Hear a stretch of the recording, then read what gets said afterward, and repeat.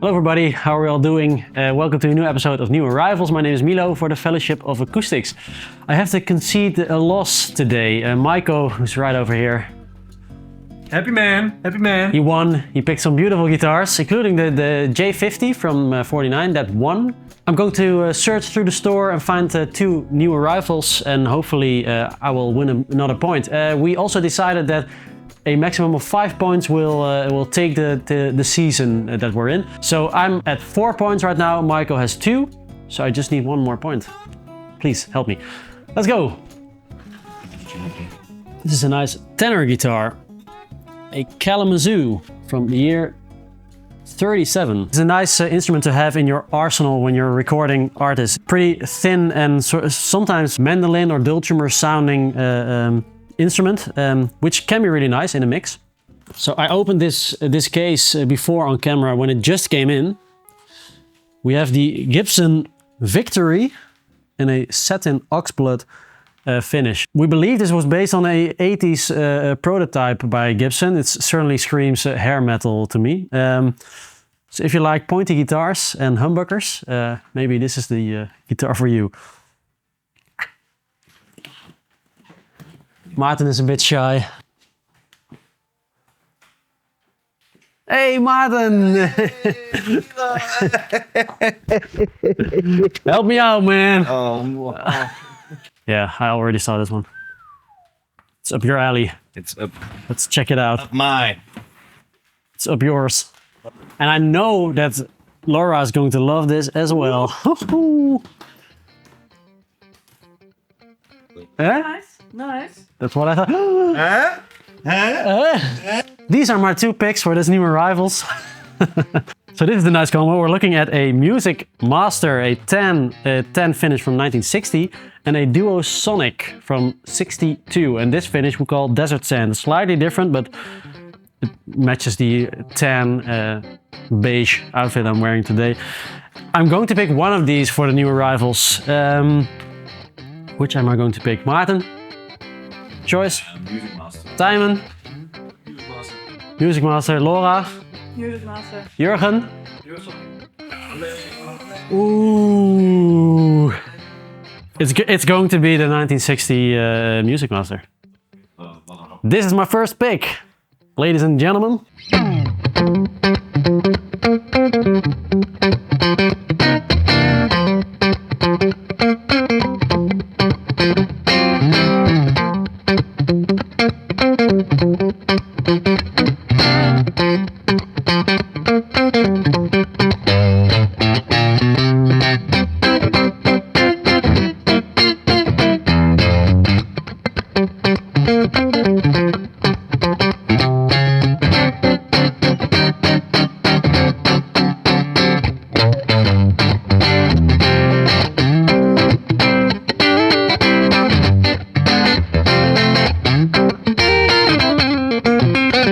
Maico here for a quick intermezzo, just to let you know that right now we actually have an autumn sale going on, which you probably already saw. If not, go to the website. And we have another sale on top of that. The 31st of October, you can get another 10% discount if you're wearing a costume while you're shopping right here in the store. So for this extra discount, you do have to come to the store while wearing a costume, and then you get a 10% discount on top of the autumn sale discount. So see you there. All right, another week. Let's have a look. Let's go into the store. Did you like Rowdy's playing last week? Give it up for Rowdy. In the past few episodes, we've chosen a lot of vintage guitars, which I love, and I know a lot of you love as well. But I think I want to challenge myself and pick at least one electric guitar that's in the store. So, not new. We did get a lot of Fender custom shops, but I think that's too easy. So let's have a look if we can find something over here. We've seen a few Deltones in the past New Arrivals episodes. Great custom shop kind of quality, Dutch built guitars. I'll keep it in mind. I mean, I do have to grab this because this is a looker. Yeah, baby. Check out that Jazzmaster. I like tellies. I just saw a telly, but maybe I should have a look at something unorthodox for the Fellowship of Acoustics, meaning there are a lot of people in here who like traditional guitars, and Paul Reed Smith is not one of the big traditional builders, but he builds great instruments. Personally, I'm actually into guitars that are a little bit different. I always love the tops that he uses on these guitars. And the model that I'm holding here is actually the Custom 24 with a piezo in it. So this guitar has two outputs, meaning one can go to the acoustic amp, one can go to the electric amp. I'm gonna have another look around, but I do want to mention this beautiful top on this guitar. Beautiful hollow body with a piezo, but the flamed maple that Paul uses on a lot of his guitars. Mwah, beautiful. 330s. I like Gibson 330s. P90s, you can't hate them, right? But Eastman makes great alternatives these days. The T64 is their equivalent to that, and this one has a Bixby, the 64V. I think I might just actually go for that. I'm pretty sure this is gonna be my first pick.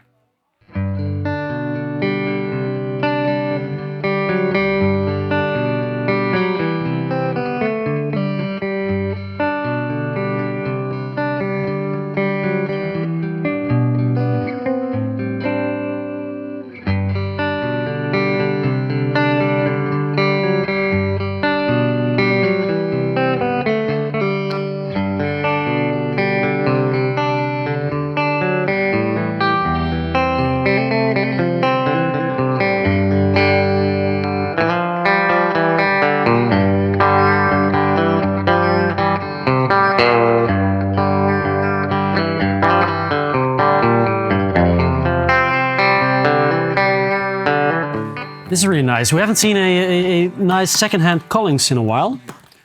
Right now we're looking at a D3, so it's a really top of the line Dreadnought by Collings. Just doing a quick check if I can find any marks at all. And I can't. This is just completely as new. So this is a 2023 secondhand Collings. Hasn't been played a lot. Beautiful D3.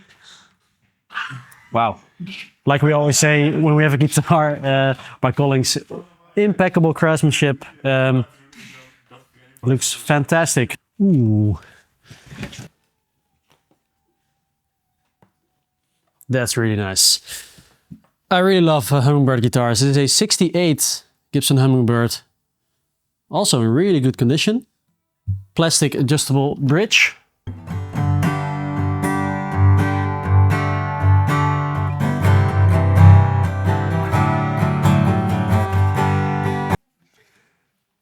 This sounds really nice. This is my top contender right now for my second pick. I really love Hummingbirds. I'll just leave it here for another second while I have a look at some other guitars. I know all the people at home are going to love this. This is a 55 D28. Look at that. With some pretty clear wear and tear on the top here. I see some repaired cracks on the top as well.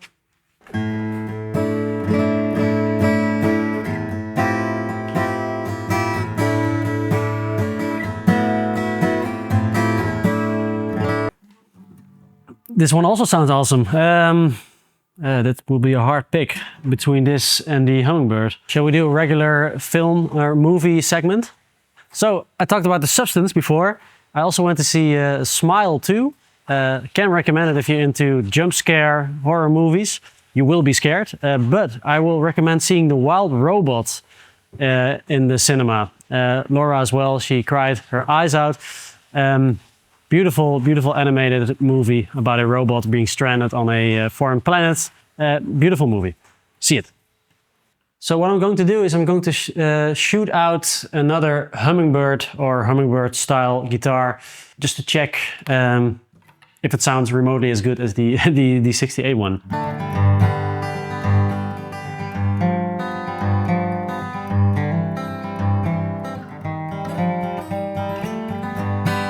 So this is a very new Gibson Hummingbird. That's all Koa, which looks really nice.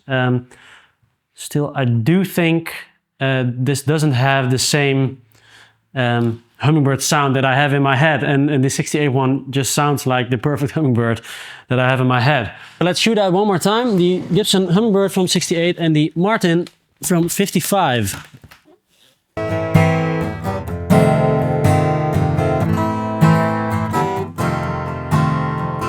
So I'm going to pick the Hummingbird. It's not as loud or as big and bold sounding as the D28, but something about it is just so sweet and warm and round sounding, and also microphones love Hummingbirds as well. So I'm sure when we play it through a microphone, it will sound very good. So I'm sure about it now. This will be my second pick for this new Rivals.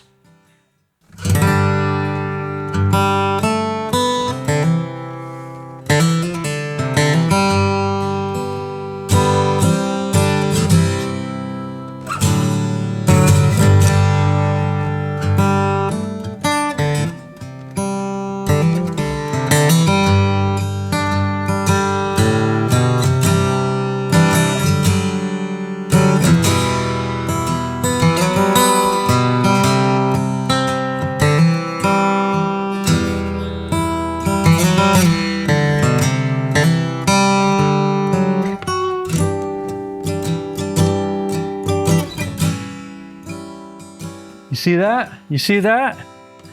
That's the look of defeat. Good pick. Like it. Ja, het is voor mij logisch. It's a big new screen.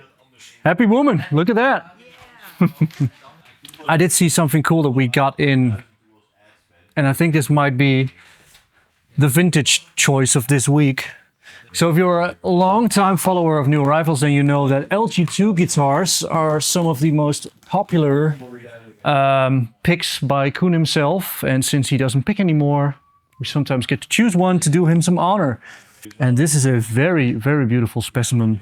Beautiful Gibson LG2 classic. I will keep this in mind for sure.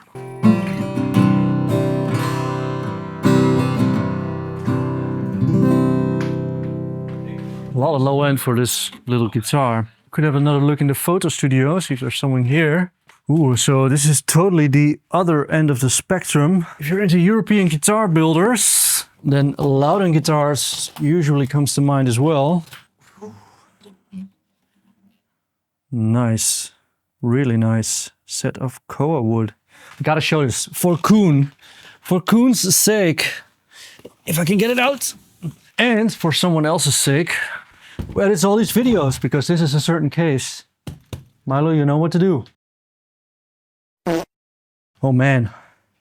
So Kevin Ryan is a master builder when it comes to acoustic guitars, embellishments, and this guitar is no exception. I mean, I'm not sure if you're getting this, but the inlay on this guitar is beautiful.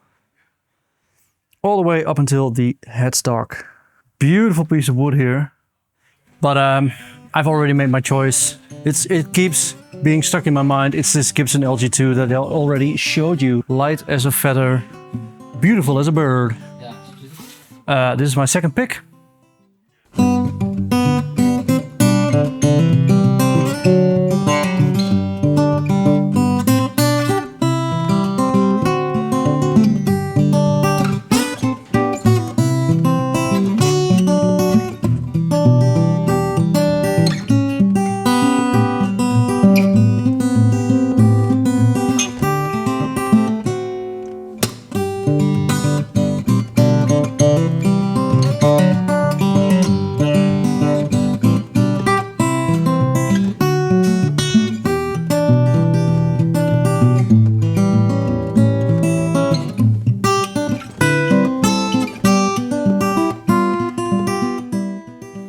Hey everyone, we're back here in Hi the, there. well, not European guitar room anymore. No, sort of. We switched up some few things in the building. Yeah. But here we are. We picked our new arrivals for this week. We both picked two. Yep. So the score right now is 4-2. Yep. We're going up to 5. I need 1 point. Yep. Then it's the season ends. So it could end today, and then we're gonna switch things up, but let's not make it end today. No. Why don't you show me your first new arrival, All right. please? I'm going to start with an Eastman guitar. Nice. So, like I said, when I was picking these guitars, we chose a lot of vintage guitars, a lot of high-end, high-budget guitars, and I thought it was time to look for a guitar that was more affordable, but is still a really good instrument. So I ended up with the Eastman T64 V. These are very, very cool guitars. I really like them a lot. Yeah. I think you also like 330s in general. Yeah, I own a 330. Yeah. A really nice green one. So, Yeah. So these guitars are right in my alley. Yeah. 330 is the Gibson 330 with P90s. Yeah. And this is a resemblance of that, but it's got the Lolar dog ear P90s in here. Yeah. The V in the name stands for an antique varnish. It has to do with the finish. Beautiful, almost a sort of violin in a violin tradition. Yeah, It's a very beautiful finish. much in a violin-like tradition. It's a bit relict on the back. This is not a used instrument. Yeah, all in all, beautiful little Bixby on there. Let me check if I'm missing anything. Nah. Yeah, Really? what's important about the 330 design is that it's fully hollow. Yeah, so of course. compared to the 335 that has a center block. And what I really like about these guitars is you can almost use them in a band like an acoustic guitar through an amplifier. That's true. It's a great strummer guitar as well. So I like when I sing in my band, I really like to play a 330 because I can strum. Yeah. It really pushes some air, you know? Exactly. So for some people, it's more popular than the 335. Yeah. Let's hear it a I'm little. not one of those people. Mr. 335 over here.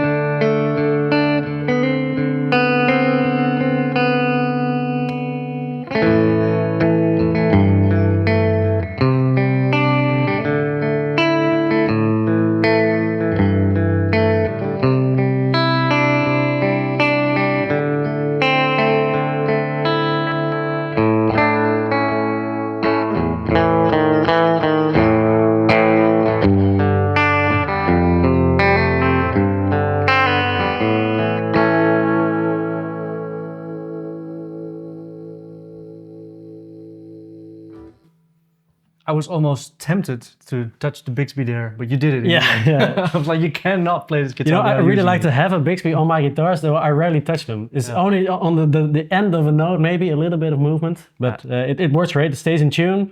Lovely. The Lollars sound great. Yeah. It's Very such great value. Cool. Yeah. Yo, next up. So then I'm going to start with my electric for this week. I found a couple of really beautiful desert sand little guitars from Fender, as you saw in the beginning of this video. We have a Musicmaster and a Duosonic as well. Yeah. So the Duosonic is the 2 pickup variant of this, both in an incredible desert sand, though they vary a little bit in color. I believe this has to do with the nicotine that's in a room. Probably. So both the Musicmaster and the Duosonic started in, let me see, 56. So that's when they were first introduced. And they were really student guitars because they are 3/4 size. Yeah. A really tiny scale length. I believe it's a 22.5 inch. It's really tiny. So they were cheap to make. Yeah. But during that first period up to 64, Fender produced them like they did all their other instruments. So they are really good guitars, but they were just easier and cheaper to produce. Yeah, exactly. So they are great value vintage guitars. They are not as popular as, Stratocasters. Yeah, but you see them in a lot of new age indie bands. Yeah. They really have a unique character, which I'm sure Milo's gonna show you right now. And what's nice about the Duosonic that I didn't pick, but will be online as well, sometimes you get sort of this very nasally, out of phase sound. The Duosonic, when it's between the 2 pickups, has a very nasally sound, but you can get that out of this as well sometimes. So let me play a little bit. Yeah. Put this on, a little bit of deco on it.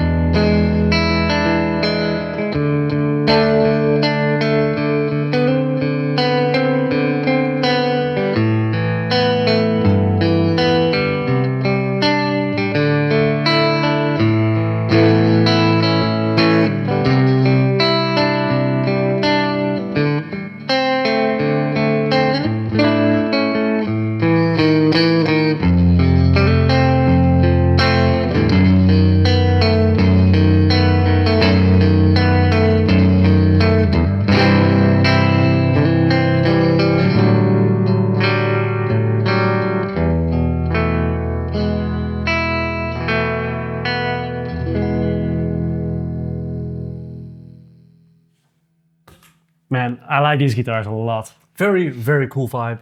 They are sort of muted. They don't have a really big sustain or anything. That's true. Yeah. But I think that's nice because you get a sort of a bell-like Fender tone, but it's muted. Yeah, it gives you really like a short, quacky tone. Yeah, and it's really nice when you have a really big reverb on it or something. Yeah. You get that attack. Which is done quite often. You get that first attack, the bell-like quack, Yeah. and then you have the big sustain with the reverb. Really These are cool. just great guitars, and they look cool in a desert tent. Yeah. Cannot deny. Good pick. So, my first electric, then. Off to acoustics. So I've got right here the showstopper. I stole that word from you. Another little guitar. Yeah. This is the Gibson LG2, which was also a student kind of model. Yeah. LG2s were created alongside the LG1 and the LG3. Only the LG1 and 3 were only 100 of those were produced. Yeah. And after that, they only produced the LG2 for a while. They did produce the LG1 and LG3 after that, but when they were first introduced, it was maybe not a big success. Yeah. So during the war, this was the only model that was being produced during the war. Beautiful, beautiful top, if you ask me. You can see that this one had a lot of love through its life. It has. It's got scratches and everything, but there's no big cracks on here. No. So that's beautiful.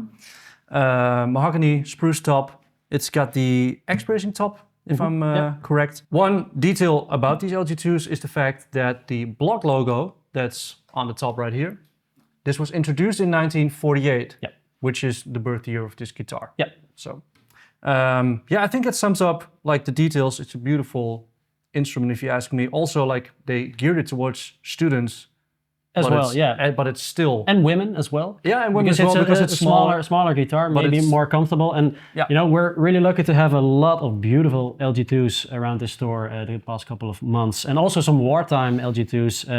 And you see them also with the mahogany tops as well. You see them with maple back The inside. hog top, right? Yeah, because they had to improvise during the war when there were wood shortages. But this is just the classic mahogany spruce. The classic LG2 Check it out.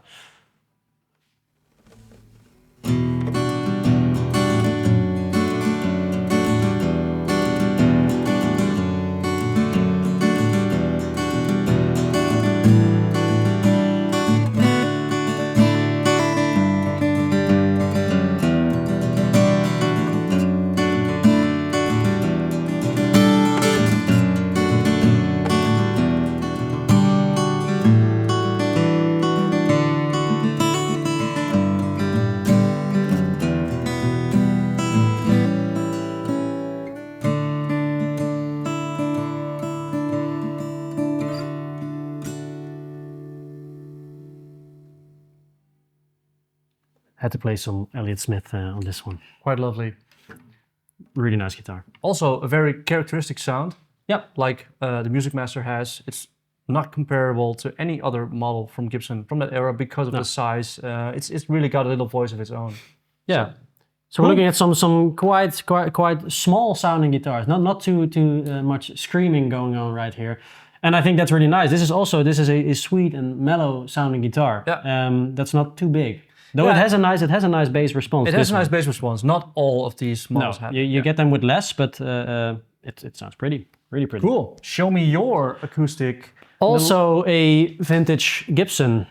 This is a 68 Gibson Hummingbird, and I love Gibson Hummingbirds. They are just really, really cool. One of my big idols, Tim Christensen, plays Hummingbirds a lot. That's one of the reasons. The 68 one, of course, we have a square shoulder dreadnought design. Also mahogany back inside with a spruce top. They changed it up a bit over the years. What we know about the 68 is that you get a plastic saddle. They did that some years. Plastic adjustable saddles. You can raise the height. The height of the saddle. Also in 68, you see the pickguard being bolted down with screws. So that's how we know it's a 68 one. They were actually the second most expensive guitar Gibson made after at the time after the J200. Oh, really? Yeah. And of course, you can see that it's decked out. It's beautiful. It is. It's such a beautiful guitar. And the adjustable saddle, it gets some hate. Also, the plastic adjustable saddle gets a lot of hate. True, it does. But you find really good examples. Man. And it does come with the convenience of being able to lower or raise it if it needs to be done, because that happens with acoustic guitars next that set. So and this one as well, it removes some of the excess bass. It removes some of the highs as well. But it can be perfect when you're playing in a band to not have all that extra bass response. And you know, I said it in the beginning of this video, microphones love hummingbirds. They do. Let's check it out then. Let's check it out, man.